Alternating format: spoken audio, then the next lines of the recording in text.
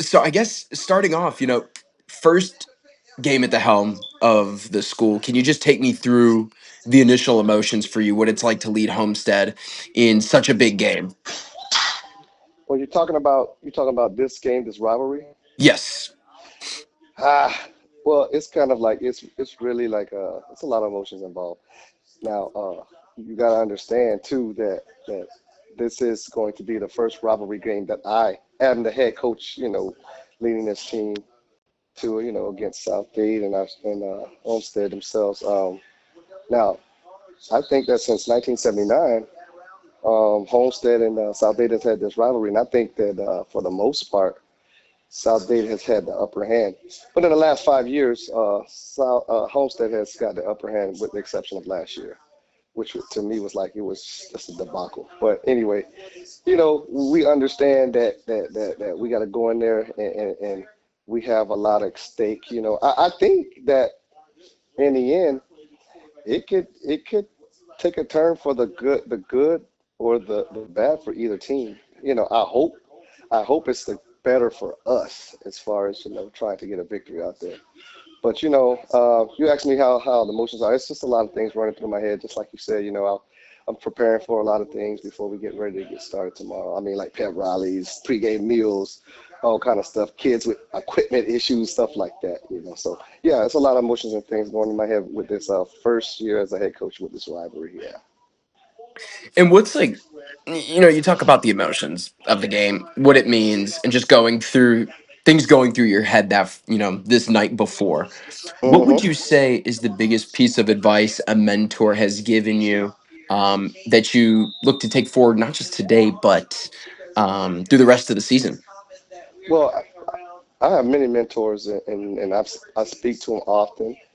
Um, But it's like, night, this is just another one of those big games that you've coached in, You got to take one play at a time, one day at a time, try to talk to the kids, make every play your championship play and move on. I think that, my biggest thing is like we can't get too high.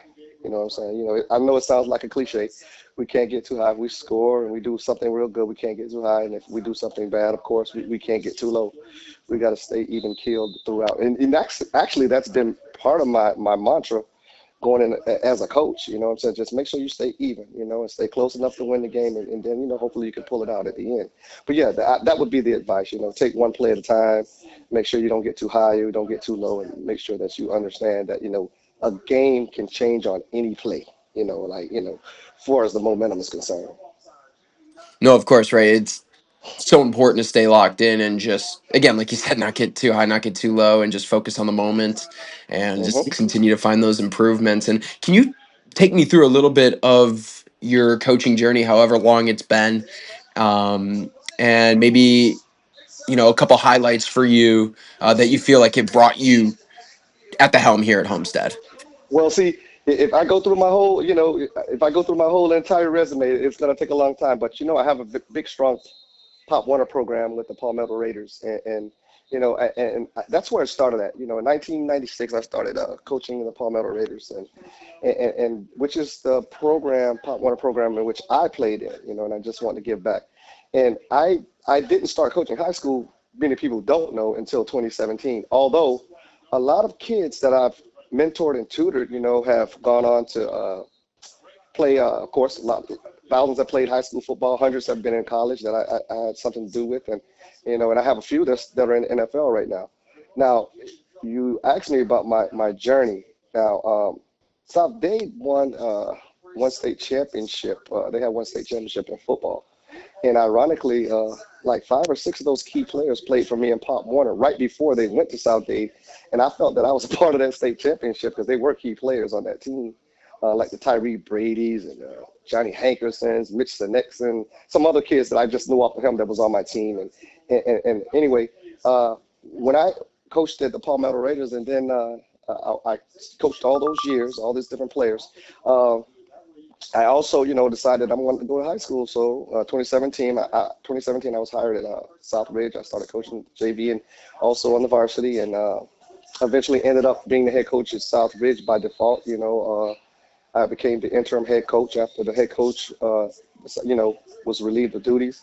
And then after that, I went on to be the head coach at South Miami Senior High School.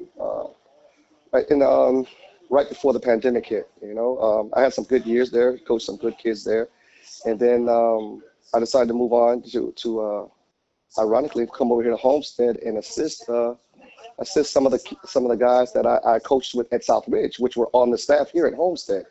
But things happen, and everybody went their separate ways. My coaching journey has brought me to become the head coach at Homestead. Now, you also have to understand too.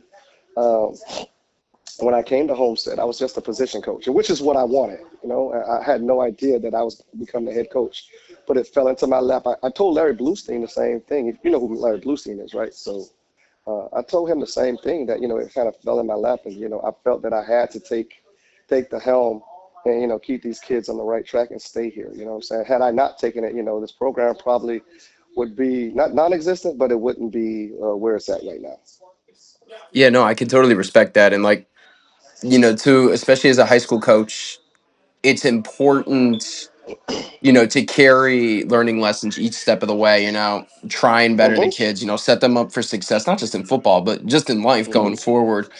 And I think it's really cool the places you've been.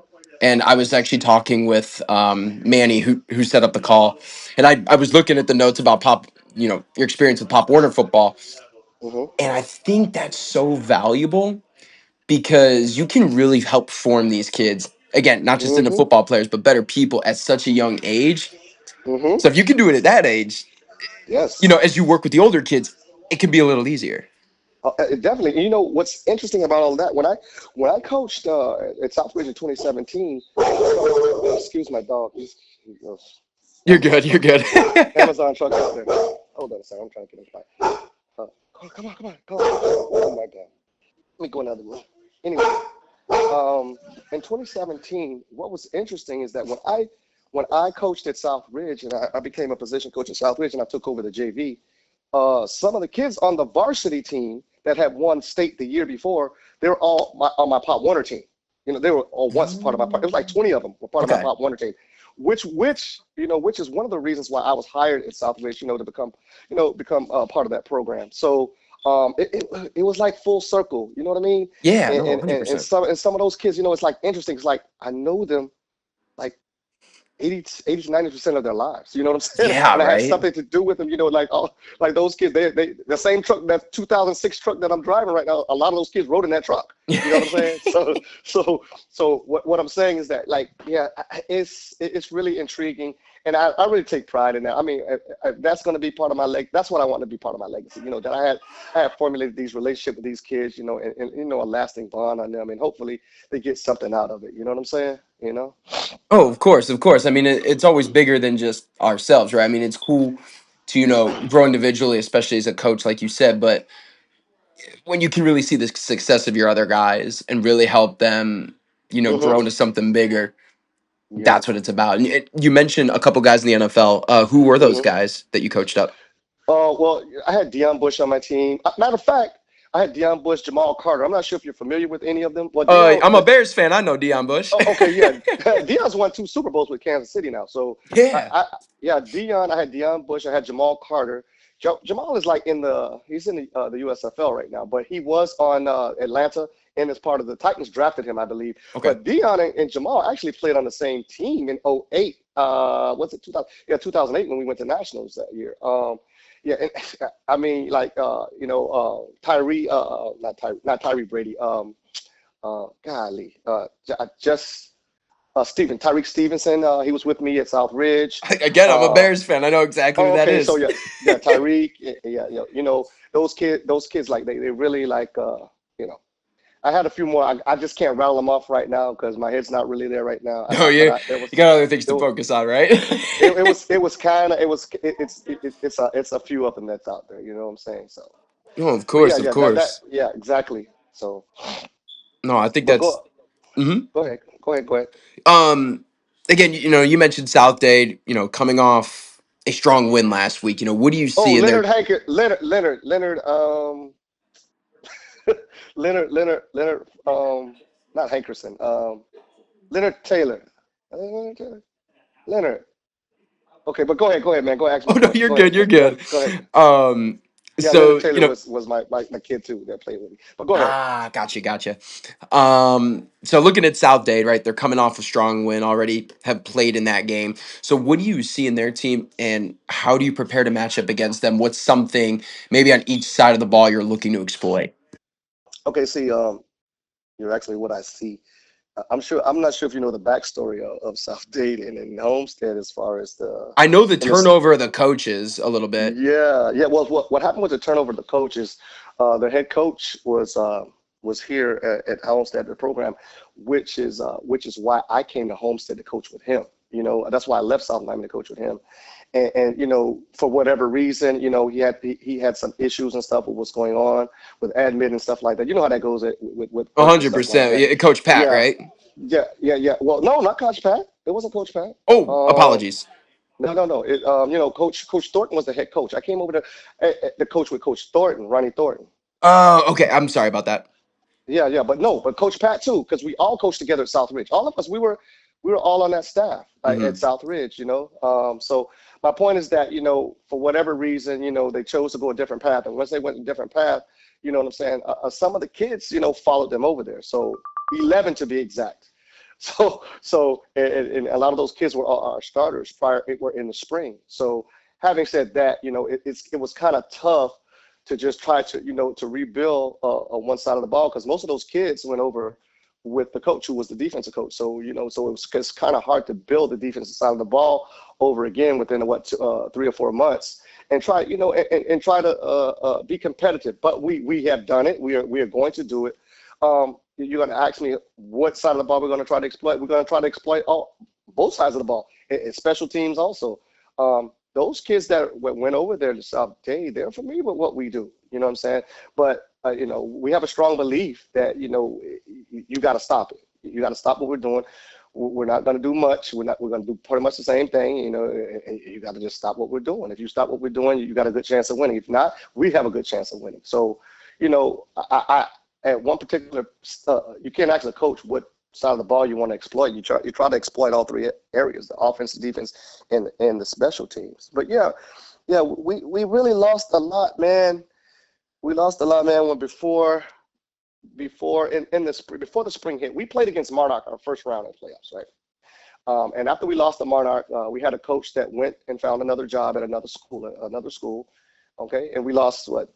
We lost 10 starters at that point. They followed him over there. Wow. I'm not going to go into who it was and what. I'm just telling you, we lost 10 stars. Now, keep in mind though, that was the senior year for like 14 of our kids that played on our team. So we lost 14 starters, and then we lost 10 starters to go at the other program with that particular coach. You know, Wow. it wasn't hard feelings, nothing. But you know, if you have a relationship with kids, you know they're gonna follow you. So we lost 10 starters. And then I came up, and I started recruiting some more kids, trying to get some more kids to buy in. We did.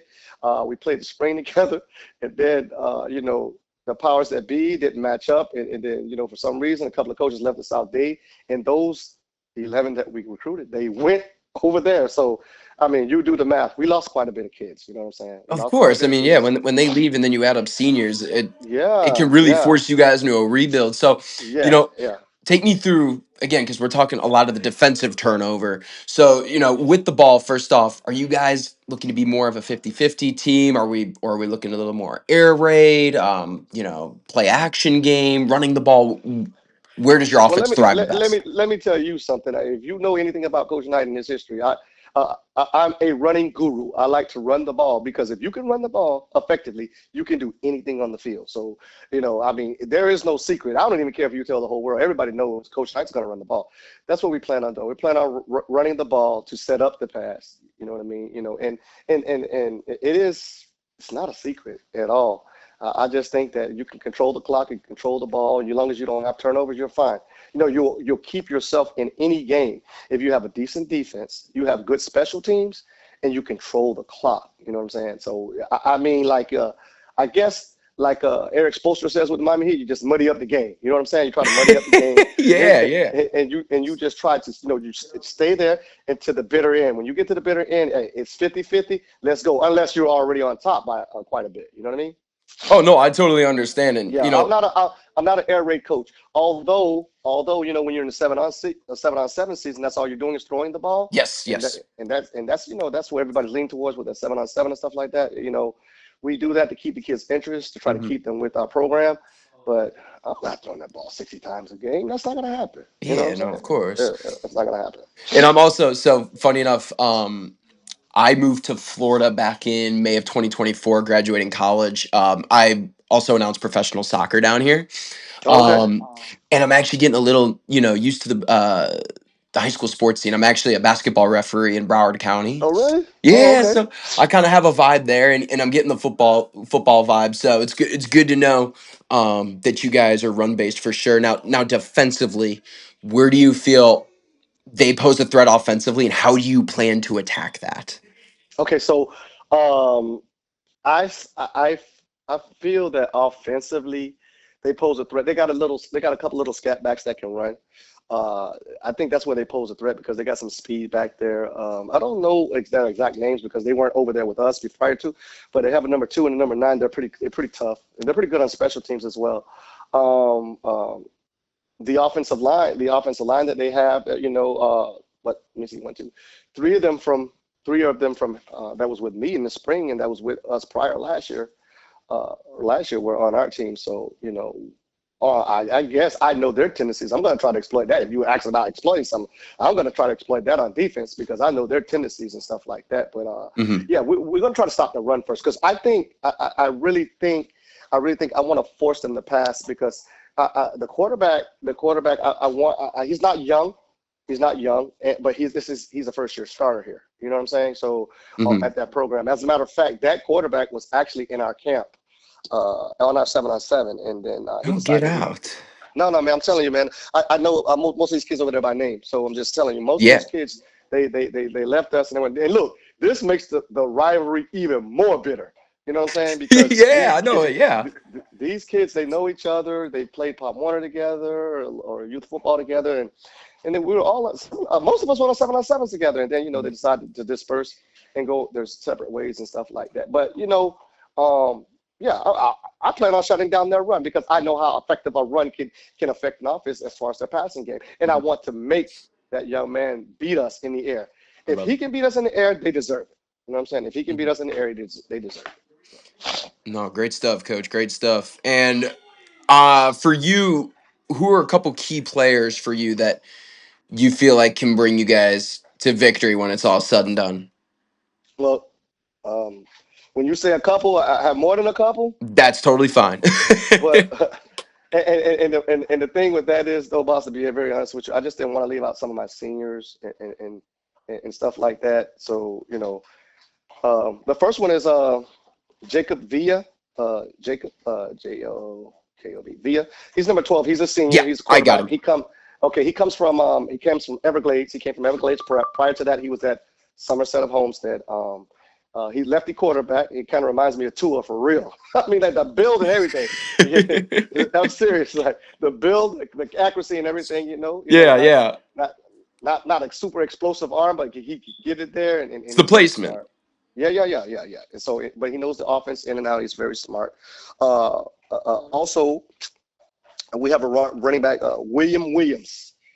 We call him Dub, like for W. We call him Dub. Yeah. So, yeah, Dub. He comes from actually, he comes from Columbus by way of South Ridge. He was actually on South Ridge the last 3 4 years. He was in Columbus in the spring, and it wasn't a good fit there. And then we were blessed to get him. He's number 4. He's a senior, and he comes in pretty strong, pretty good kid. Um, the next one is the wide receiver Jordan Robinson, number 1. He's a senior.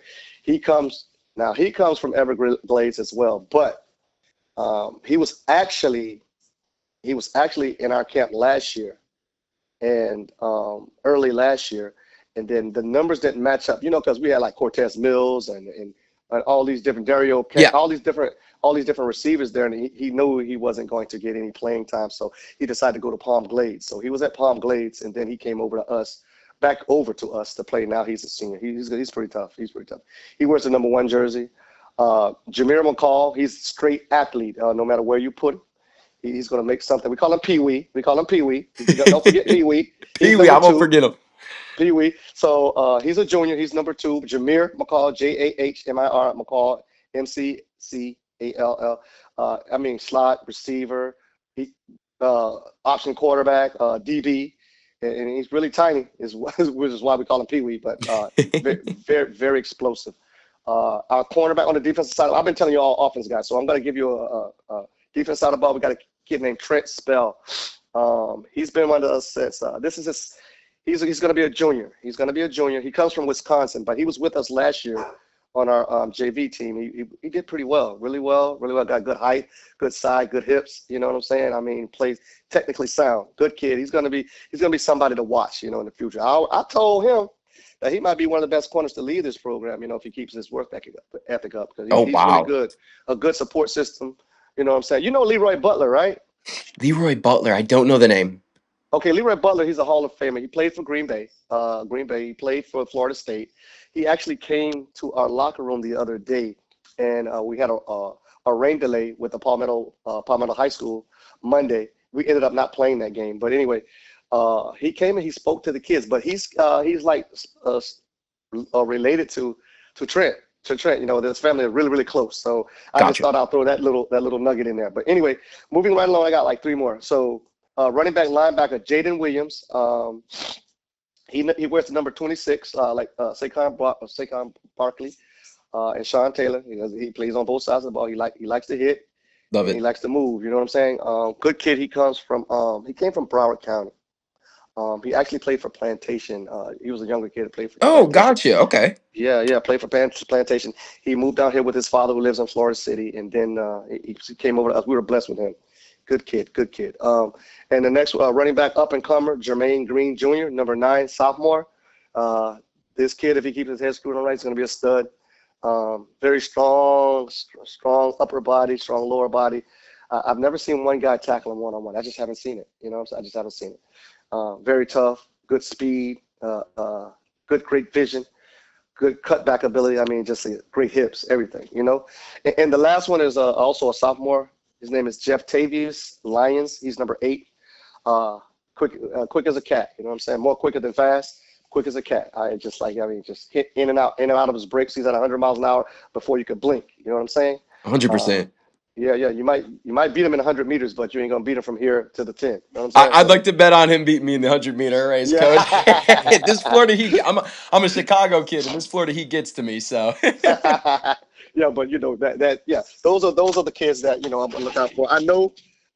I'm glad I'm talking to you, and I'm not on live. I hope I'm not on live radio. Anyway, I'm glad I'm talking to you because I don't want parents on. Coach, why you didn't mention this and that and this and that? Like because you're gonna leave out somebody. But those kids 100%. right, Okay. those kids right now, they're gonna pretty much highlight the game tomorrow. You know what I mean? No, coach, I totally got you. And it's tough because like you want to highlight everybody. You see it in big speeches. Everyone's like, I don't want to leave names out. But no, that obviously just gives me a lot of context what to look for where the ball's going. And then a Yes. couple more questions here for you, super Uh-huh. quick. Who are your offensive and defensive coordinators this year? I'm the offensive coordinator. Okay, gotcha. But I'm the offensive coordinator. But my offensive line coach, his name is Rolly Puentes. He won't be there. He has a family emergency. But we actually co-OC together. I call it co-OC because he really is my eyes and ears of what's going on with the coverages and letting us know what's going on. And these formations, what we need to do as far as our primary, secondary reads and our hot reads and stuff like that. So it's myself and Rolly Puentes. Defensive coordinator is George Calendar. He has a program. You might want to look him up on IG called No Fly Zone. He actually tutors kids on defensive backs on footwork, and hip placement, arm placement, and stuff like that.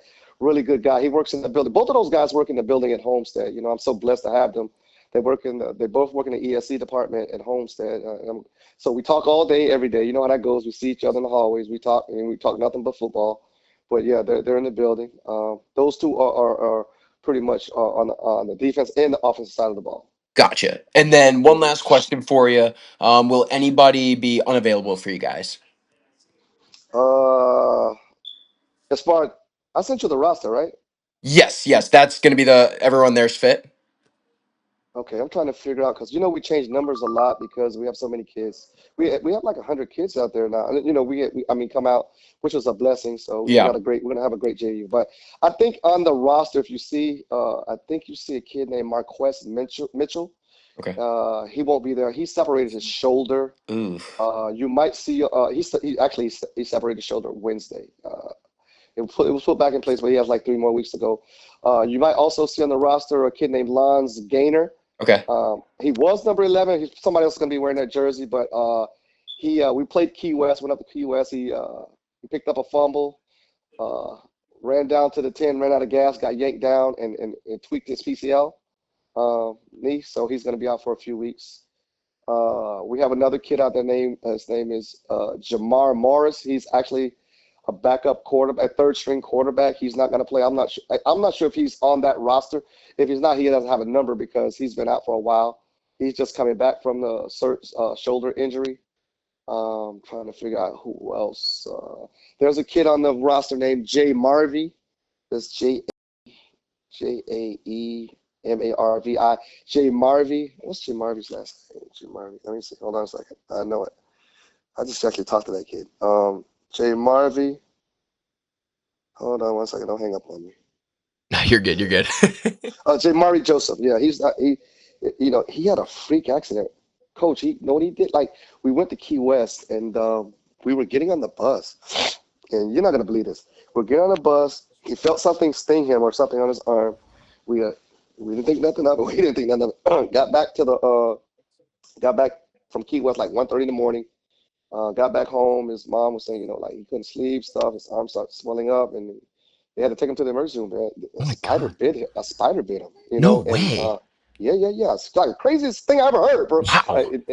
A spider bit him, and he actually had to go into surgery because they had to. It swole up. It got really, really bad infected. They had to release all the gooey stuff out of there and treat Wee. him with IV and the IV antibiotics and man, you couldn't even write this in a script, bro. I'm telling you, Oh my like and gosh. yes, and he just actually came back Monday. I don't know what number he had because I have so many kids. He was 40 something, but he won't be wearing that number. His name is Okay. J. Marvy Joseph. He won't be there, and think I think that's about it. Oh no, he's gonna play. He's gonna play. But I was gonna say another kid, but he's gonna play. But yeah, those kids right there, though, you won't really see them. And I guess I'm gonna have a revised. I no, I'm not guessing. I will. I have a revised roster for whoever needs it for the game tomorrow because we're playing musical chairs with the numbers. Uh, we got like 60 kids on the varsity. We can only dress 55. Okay. Yeah, if you just So email that over to Manny, and you know what I can yeah, do? I can actually text you my email, uh-huh. and then I just emailed him the roster, but I gotta resend it because I'm gonna make changes. But go ahead. okay, I'll just send you my email and we'll go from there. All right, yeah, yeah. Send me your email, and then I'll in the morning I'll get on that, and then we'll do that. Let me ask you something. These questions that you're asking me, it's in relation to your broadcast for tomorrow, correct? Yes, yes, of Okay, course. Yeah, okay, because okay. this is actually gonna be my first Florida high school football broadcast, so super pumped. And usually, like what I do for these coaches calls is I just try to get a feel Uh-huh. for what you see for your team, how you see the other team, how everything's just gonna relate overall, and develop those storylines on the broadcast. So I'm not just talking about the X's and O's. Right. Yeah, man. Look. I'm gonna tell you something. This this rivalry goes back a long way. But I don't know if you know this. A lot of people don't know this. People that live down here don't even know this. But Lucy Street, they call it Battle of Lucy Street, right? Yes. Lucy Street, Southwest 8th Street. It divides Florida City, which is on the south side, and Homestead, which is on the north. And they got a nickname for it. They call it the Twin Cities because they're like, okay, I could throw a rock over here and I could be in Florida City. I could throw a rock over there and be in Homestead. So this rivalry, bro, it divides homes, man, on this time of year. You know what I'm saying? It's like these people are they got betting odds and giving points and all kind of stuff like that. And people, I want to say it's a healthy rivalry, but I can't confirm that. You know what I'm saying? It's a Mhm. lot of stuff going on right now, and with the social media, it's not like it used to be, man. There was no social media back in the day. It's promoted a lot more. Yeah, it's promoted, and a lot of people are, they don't want to be embarrassed. A whole bunch of stuff is going on, to be honest with you. So, but like I said, man, it's going to be a very intense. I guess, and I was telling my coaches, I said, I guess when the ball is kicked off, okay, everything will settle down and we'll be playing football, because what's going on now is like a whole bunch of noise. You know what I'm saying? Yeah. And I tell my kids, look, talking has never won a football game. Never. No. Noise has never won a football game. You know what I'm saying? Execution and discipline, that's what win football games. So make sure you understand that. That's all I've been preaching the whole week. Execution and discipline. That's what win football games. So, but yeah, bro, that's what I had. I'm praying that because I'm not a violent guy or anything like that, right? But I just pray that it's a healthy rivalry tomorrow. It's not nothing crazy. You know what I'm saying? Because anything can happen, and you can throw the records out the door. You know what I'm saying? Oh yeah. I told the guy from 305 Sports, because they were advertising it as we're 0-1 and they're 1-0. I said, no, we haven't finished the game. We played 7 minutes of one game, and it's been postponed. So we're not 0 nothing. We're 0-0. You know Yeah, what I'm I've saying? I've got you guys as this is your real first game. I'm not counting Right. that previous one. I mean, 7 minutes doesn't tell anything, and you could even look at the record all the way back. I mean, eh, I'm a sports fan, just like a lot of people are, and Exactly. Exactly. it literally changes not just from game to game, but things can change in between the games. Eh, The record doesn't mean jack. Exactly. Exactly. Exactly. I mean, like one thing, momentum, boom, boom, boom. Oh my God, it's a different game. So yeah, yeah, but that's pretty much it. I'm just being very honest with you. Uh, yeah, I like our chances. If you're gonna ask me, I tell people the same thing. Don't ask me how I feel, coach. How you feel about the game? Don't ever ask me nothing. I think I'm gonna win every game I coach. You know what I'm saying? Yeah, And I tell them all, there's only one team that scares me that's on our schedule. I mean, that's not on our schedule. It's us. yeah. We're the only team that scares, because if you don't execute, okay, this is scary. You know what I'm saying? We're not gonna do very well if you don't do what you're supposed to do. Hmm. You gotta take care of business. Okay? So that's pretty much it, man. That's pretty Well, much it. Coach Knight, first off, pleasure to meet you, and nothing but the best of luck to you guys tomorrow night. I'm looking forward to covering it. I'm honored to be a part of it, and thank you for all your insight and your time. I can't wait to not only just promote the rivalry, but tell some stories while we're at it as well. Good, good. And look, good luck to you. It's gonna be your first. Good luck to you. Because I've done this before. I've been in this rodeo before. So good luck to you. I'm sure you're gonna do well. You sound like you know what you're doing, man. So good luck to you, young man. You're gonna be fine. Thank you, Coach Knight. I appreciate the kind words, and best of luck to you tomorrow night. Looking forward Thank, to it. thank, thank you, brother. Talk to you later. Bye.